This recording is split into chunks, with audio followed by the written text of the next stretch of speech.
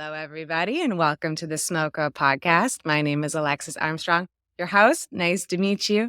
The Smoko podcast is the place to celebrate and highlight women, trans women, and non-binary folk working within STEM and trade occupations. So please tune in, take a break. We are on Smoko. Today, we are joined by the lovely Lia Lamela, who is a complete spark plug, which is a terrible dad joke, but it's true. She's absolutely incredible. We're going to talk about her journey and her experience working in the skilled trades and working as a Sparky. We're also going to speak to her wonderful show, which is the Sparky Life Podcast. And that's actually how I first discovered Lia Lamela, is through her show, which comes every single Thursday. It's on Spotify, Apple, and now on YouTube. It's fantastic. It's basically a trade talk show where she interviews both tradesmen and tradeswomen and just basically talks about their life. So it's super topical. It's funny. It's engaging. It's insightful. I'm obsessed with it. You should be obsessed with it too. I love it. So we're going to talk about her show as well.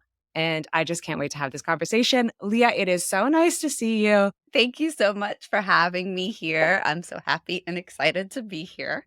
Me too. I love it. I absolutely love it. This first one, this is like a classic question for me. I feel like I ask it every single time, but I was wondering if you could talk to that experience of getting into the skilled trades and making that decision and making that pivot of switching from the beauty space to becoming a Sparky. Could you speak to that decision and that total experience? I was in medical aesthetics for over a decade, and I was overseeing 3 different facilities as a skincare director. And I was contacted by a high school sweetheart. The relationship was long distance until he proposed, and I moved back to New Jersey and moved in with him with plans of getting married. Unfortunately, this person was extremely toxic and dangerous. I'm a domestic violence survivor. So what ended up occurring was I ended up losing everything, fleeing the state for my life. I really left with only my dog, cats, and car. I was in a woman's shelter, and my brother-in-law, I was like living in a bathrobe, massively depressed. Couldn't believe this has happened. I have a strong psychology background. I actually went to college for psychology, and I've been involved in NAMI since the age of 12. For me, this was devastating that I came across someone like this and did not identify the It's signs. so hard, though. It's impossible. But yes, I could understand that of like that beating yourself up, which I think is just human nature. No, I'm so sorry. Yeah. So I'm in a woman's shelter, and my brother-in-law says, "Why don't you try the skilled trades?" And I'm like, ha ha. With what money? Yeah. Because immediately it was so ingrained in me you must go to school, must be academic in some way, shape, or form. So even with the option of skilled trade, I had it in my head, can't possibly do that unless I go back to school. Yeah, not that knowing not allowed. Yeah. not knowing that there's several different paths in order to become involved in skilled trades, and that you do not need to go to a vocational school, a college, or any university to do. Didn't know this at the time. And my brother-in-law overheard, actually through a podcast type of situation, of an all-women's trade school in West Virginia, and they were offering scholarships, like free ride. I had absolutely nothing to lose at this point, and I happened to get in. And so I got exposed to carpentry, electrical, and plumbing, and I just fell in love with electrical. I was like, holy, this is awesome.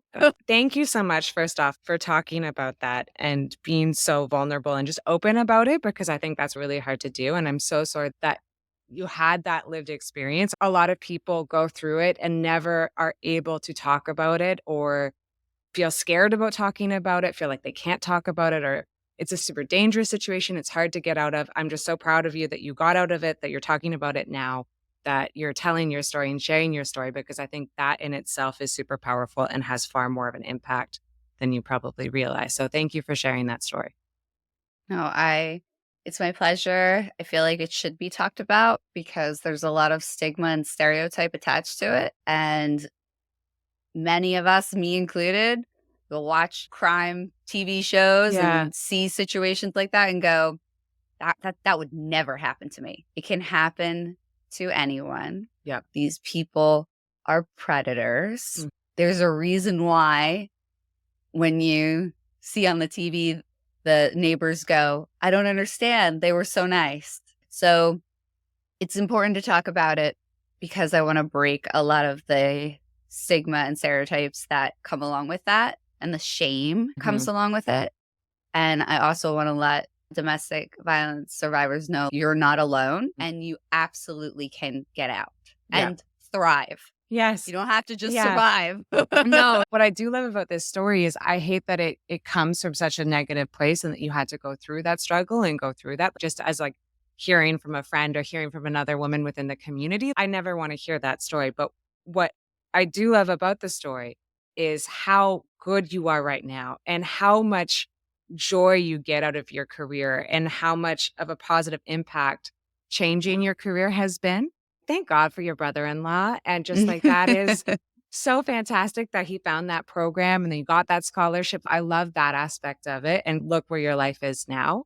I was wondering if you could speak to maybe that transformation of how good a career or an education in skilled trades was, that impact that it had on your life and kind of the impact that you think it still has.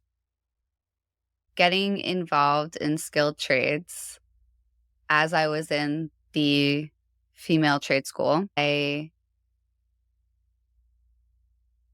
was in a women's shelter.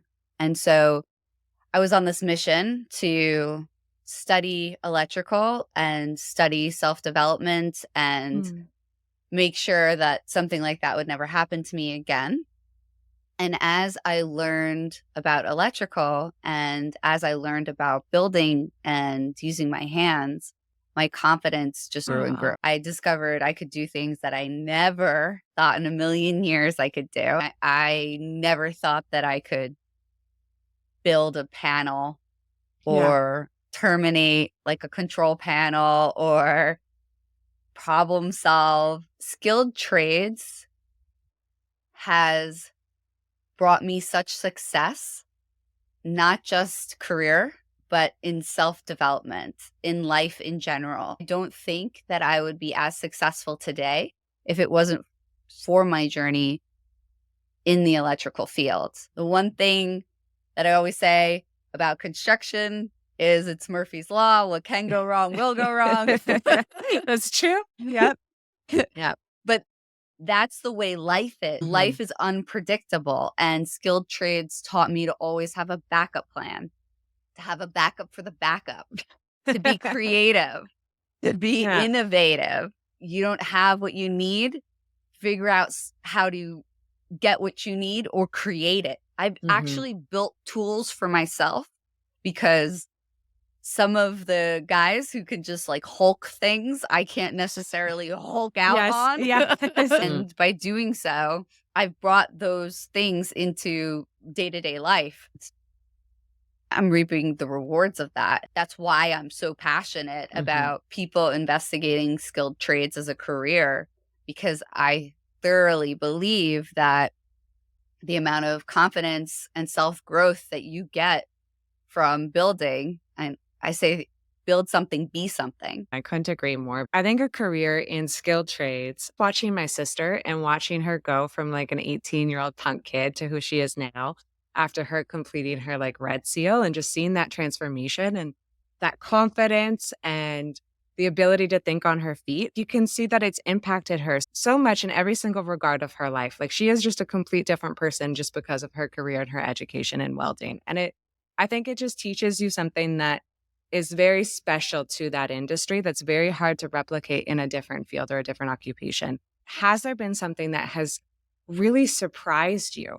Is there something that really sticks out that you were like, oh my goodness, I had no idea. I did not expect that.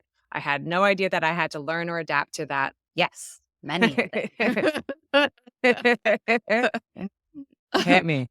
The first thing that pops to mind is what I thought an electrician is and what an electrician is are different Completely Two different.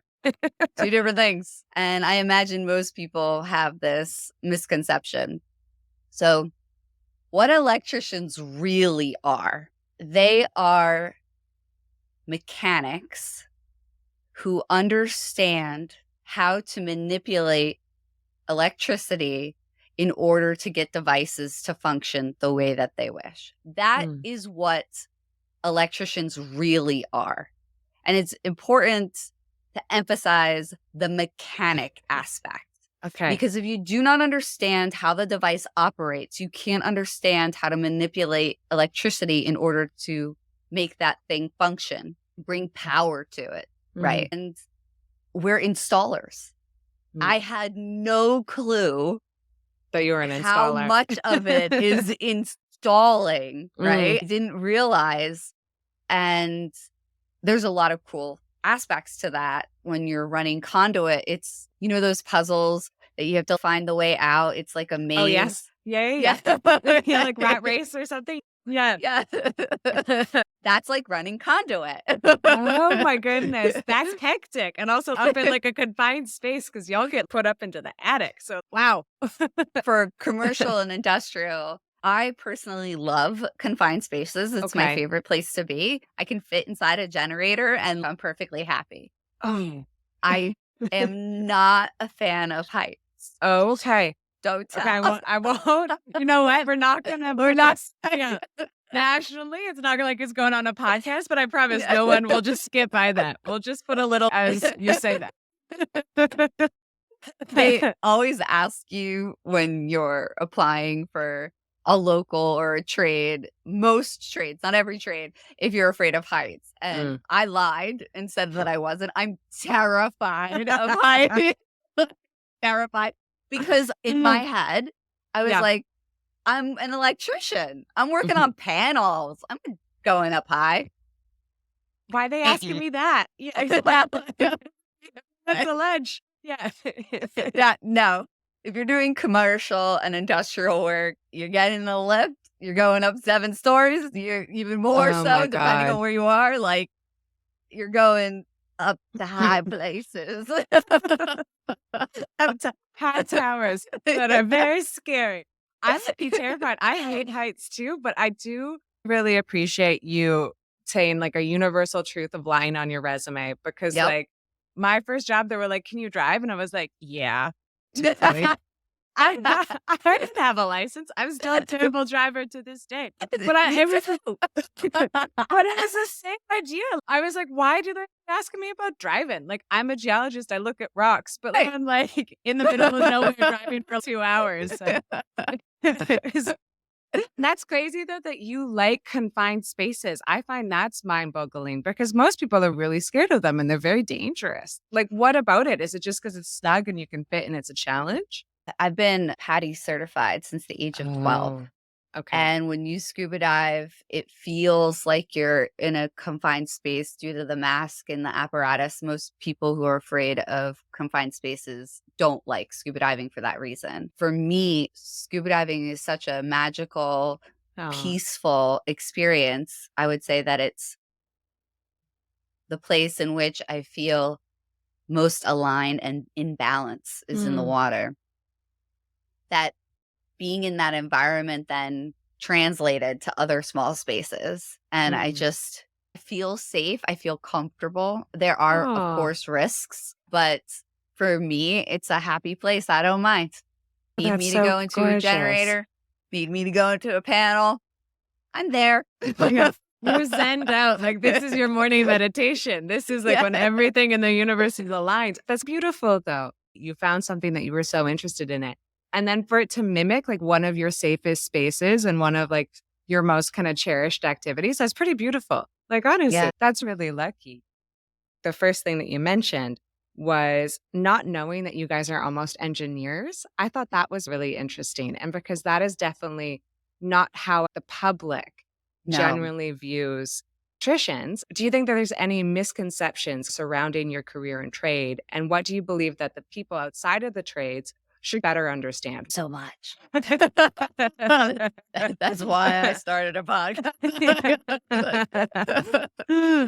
I find this in the US in particular. Not Canada and Australia is elevated when it comes to skilled trades. I find that there's less demeaning or looking down on your blue collar careers. Unfortunately, the United States has a lot of media influence and some things that happened with our government that created this idea that people who are blue collar are somehow less than. They aren't smart enough to go to college because they're not understanding what construction work actually is, what you're actually doing every day. They envision an overweight man with his ass crack showing, hooting and hollering at women and just being filthy in every sense of the word. Yeah. That is not it. No, not at all. No way. No.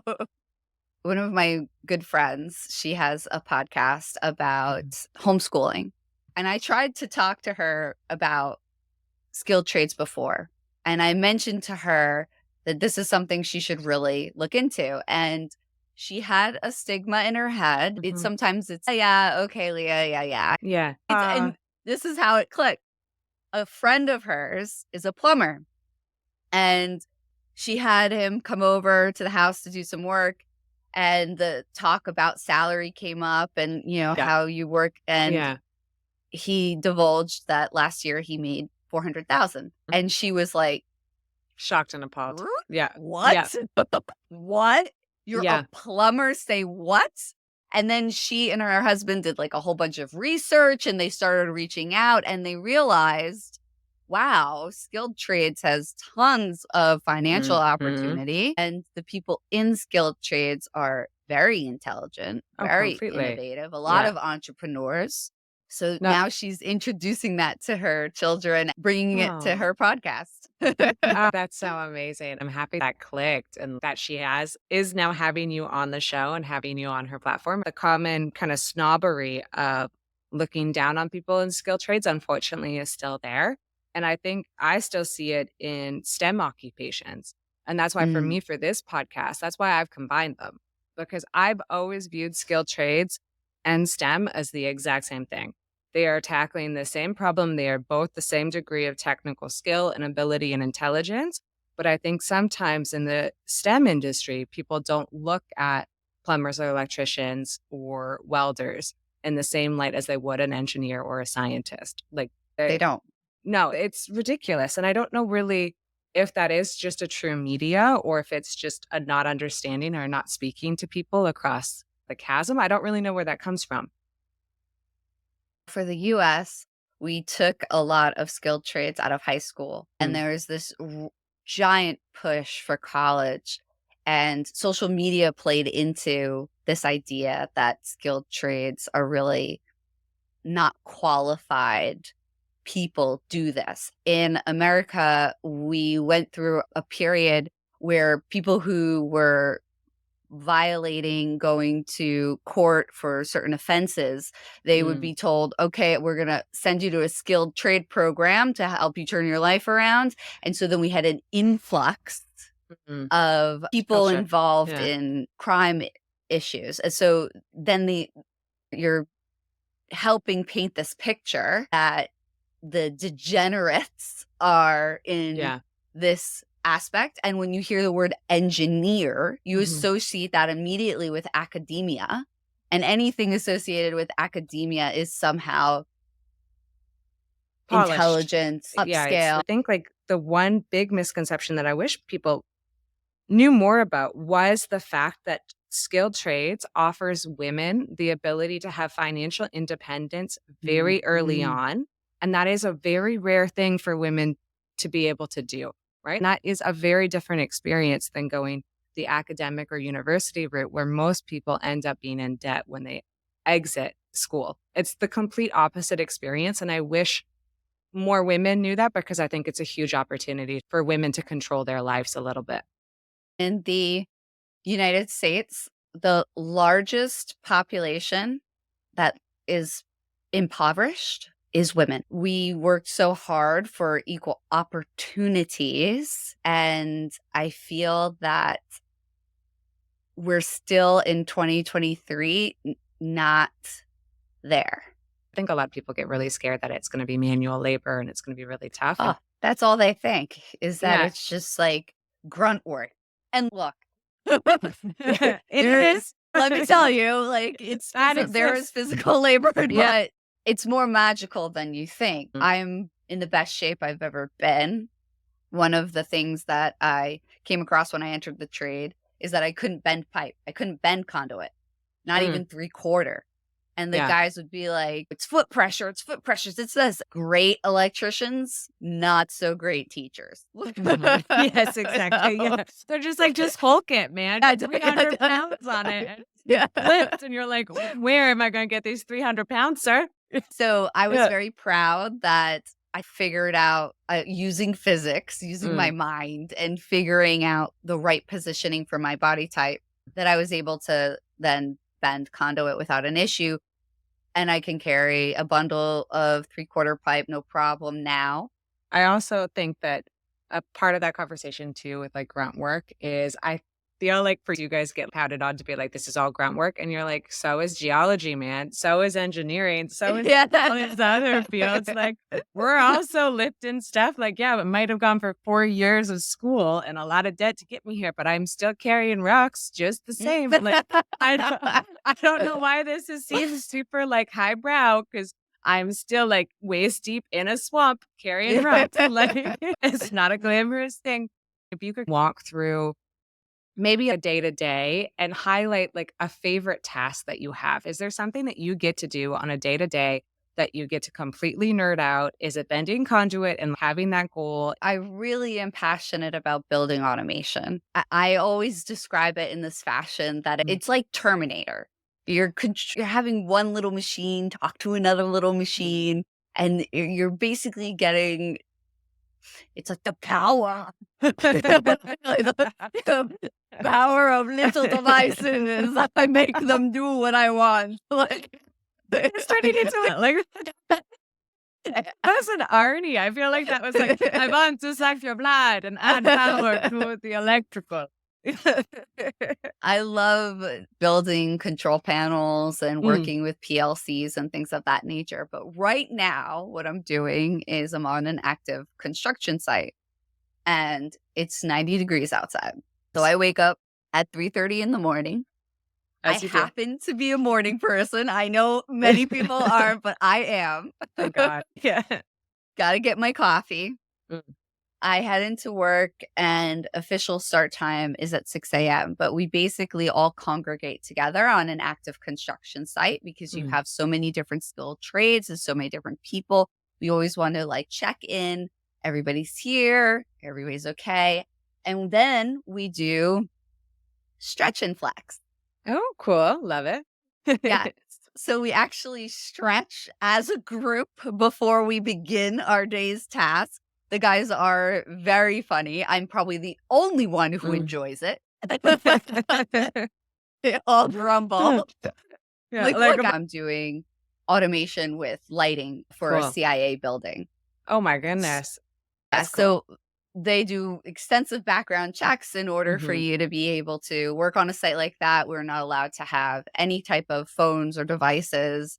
They even have machines that if you put your phone in like airplane mode or have it off, they can identify it's there. They are the CIA, so I would hope so. I hope they're good at their job on that. So 90 degrees, no air conditioning, and I'm up in the ceiling wiring and running, driving these lights in the sense of this is the brain. I'm going to tell them what to do. They're going to go where I want them to go.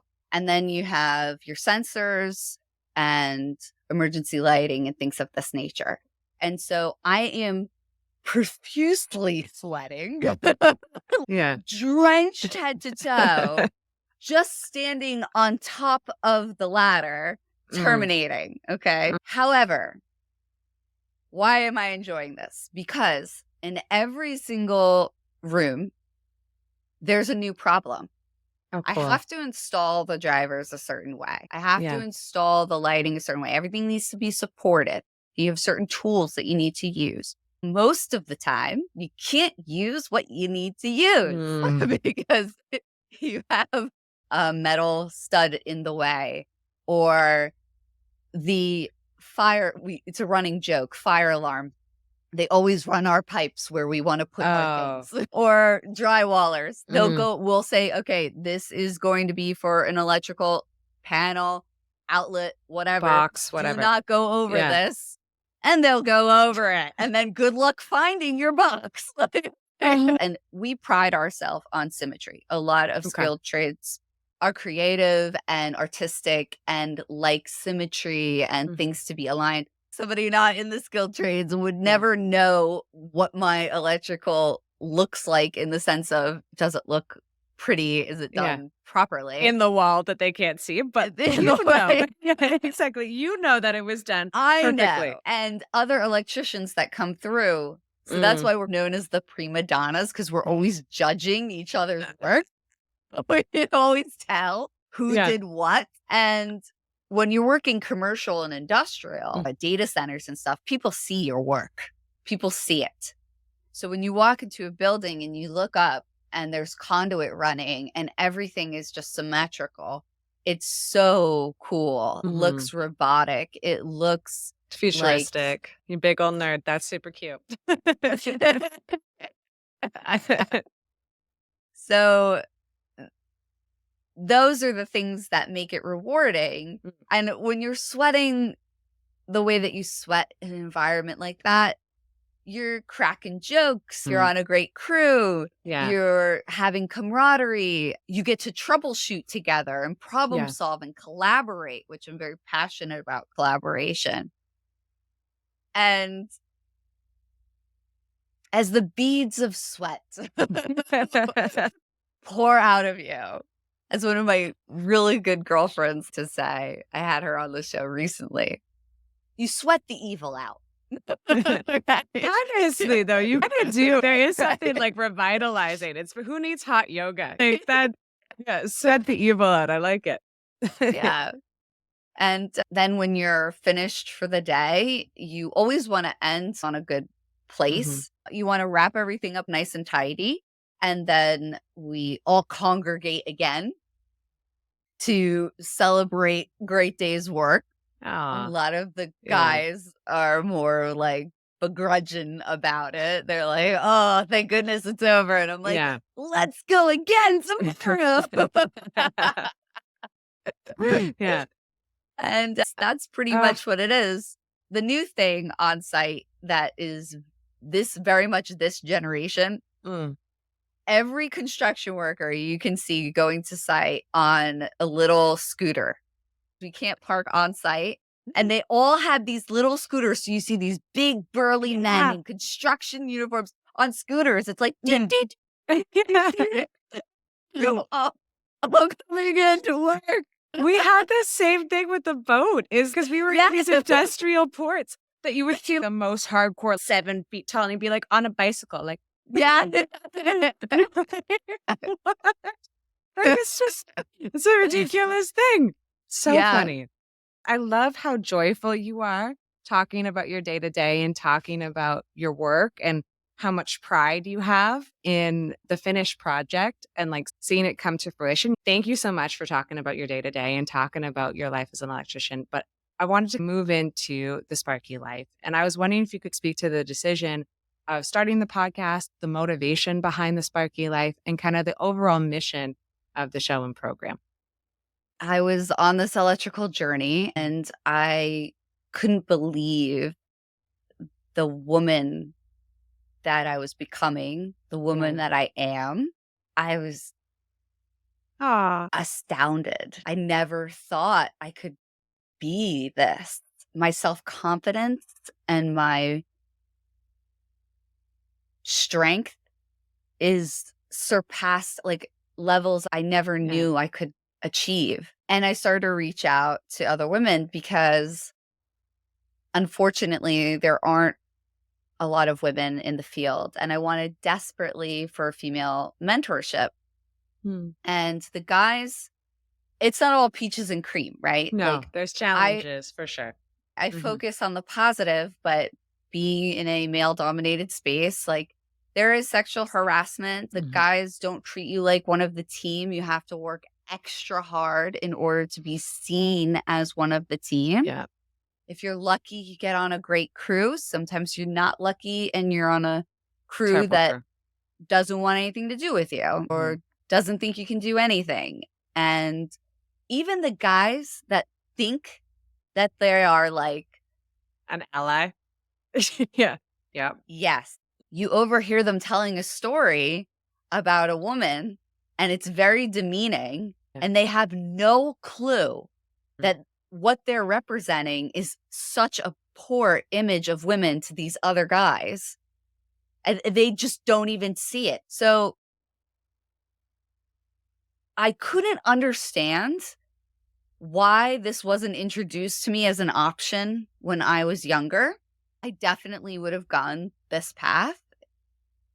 And I couldn't understand why this wasn't looked at in a positive light. I've had 7 different careers in my lifetime, so I consider myself a career connoisseur here. And a lot of the time I felt like I was spinning my wheels, or it just wasn't rewarding enough because either I was using all of my mind and none of my body, or I was using some of my body. And we're made to have both things intertwined. That's how we best function.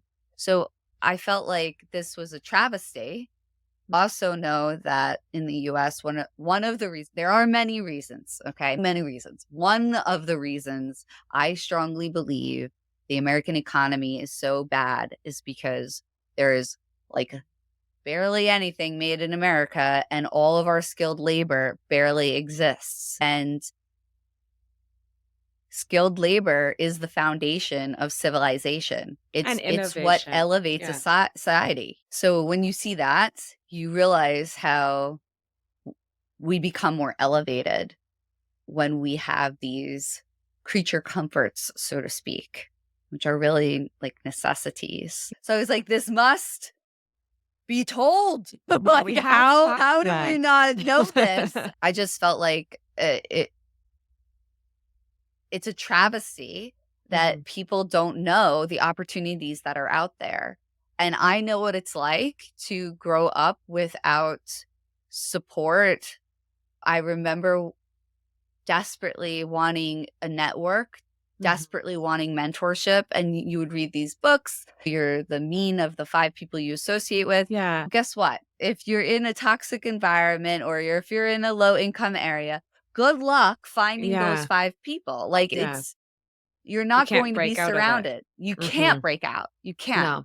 And I was like, we have this amazing thing, the internet, right? It's time to use it. Yeah. Use it for good. Use it for good. Let's be able to connect the people that might not be in the places that would be able to make those connections. This is what Sparky Life became then, because I knew that I wanted to change perception, help people, encourage women to form relationships, mentorship, create a community where we can collaborate and interact with each other. I consider myself a highlighter. I see great things in people and I like to highlight it. So cute. So I actually had Kathy Heller, one of her programs for her podcasts, pop up on my feed.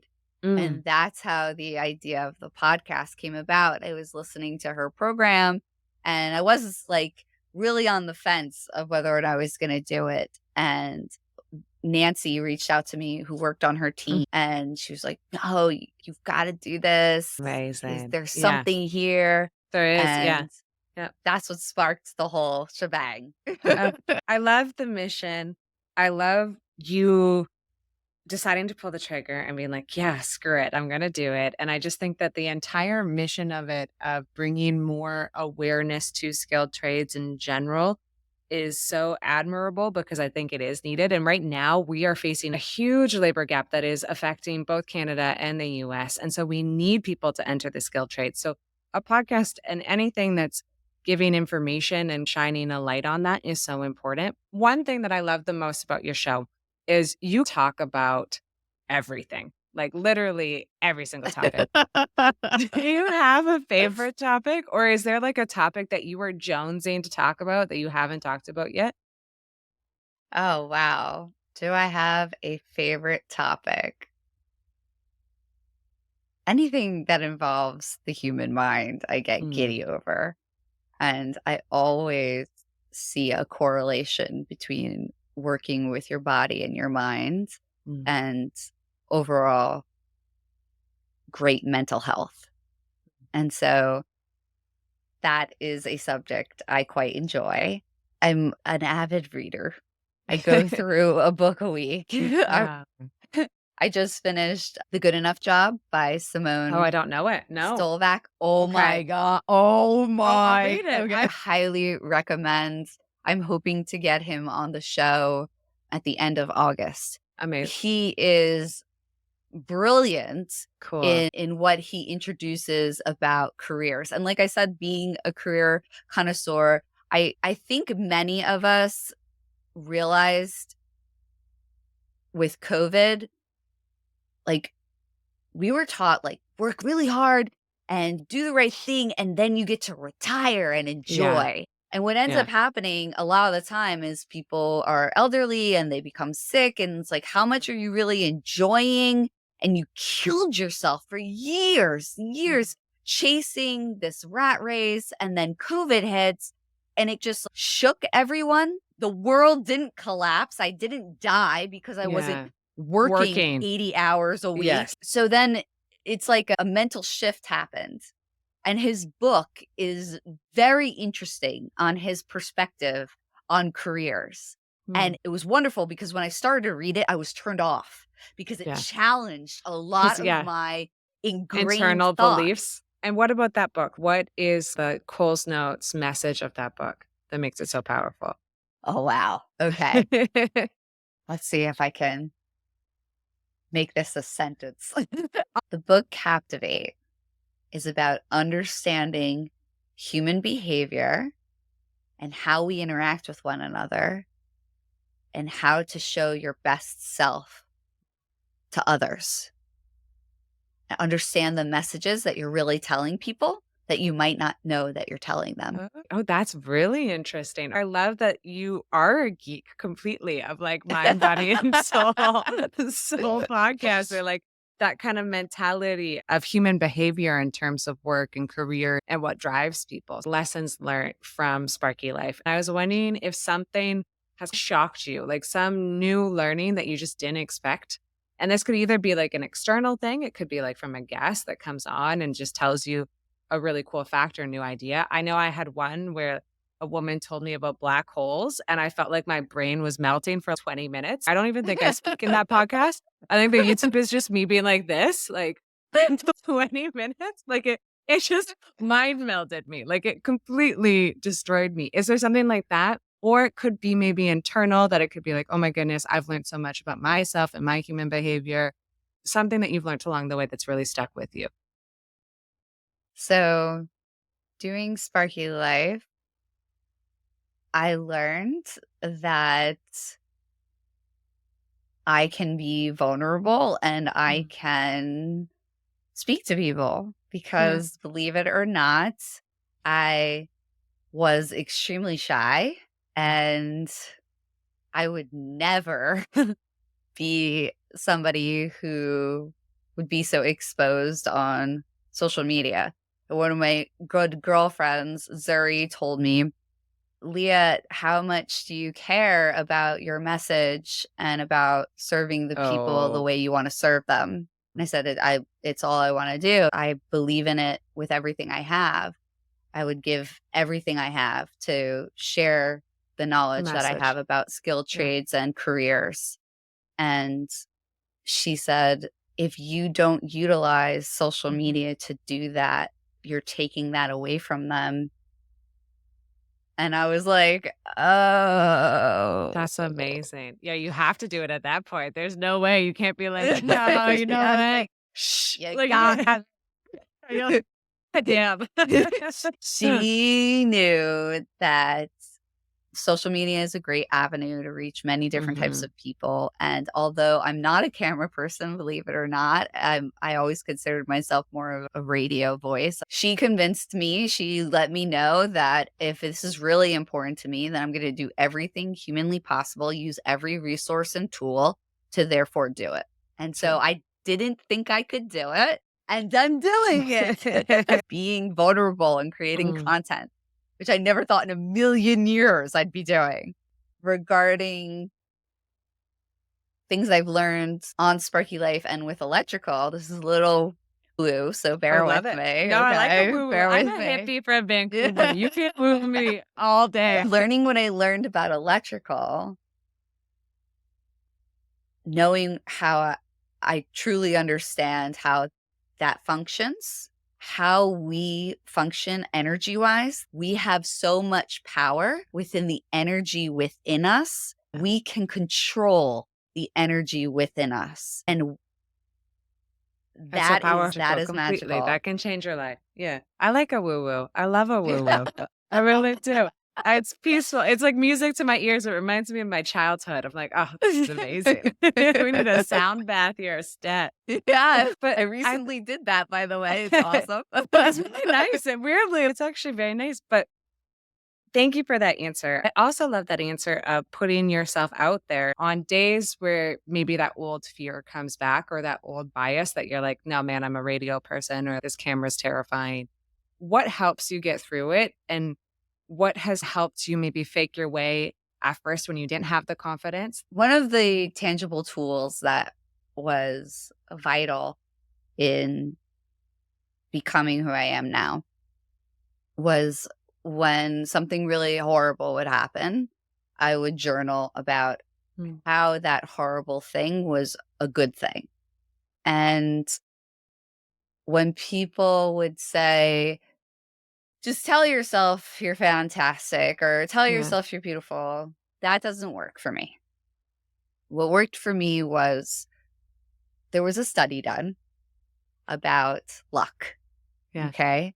And people who believe that they're lucky are lucky. Control their energy. Yes. And people who believe that they're not lucky tend to not be lucky. It's so weird, right? There's all these placebo effects and many more studies that I love.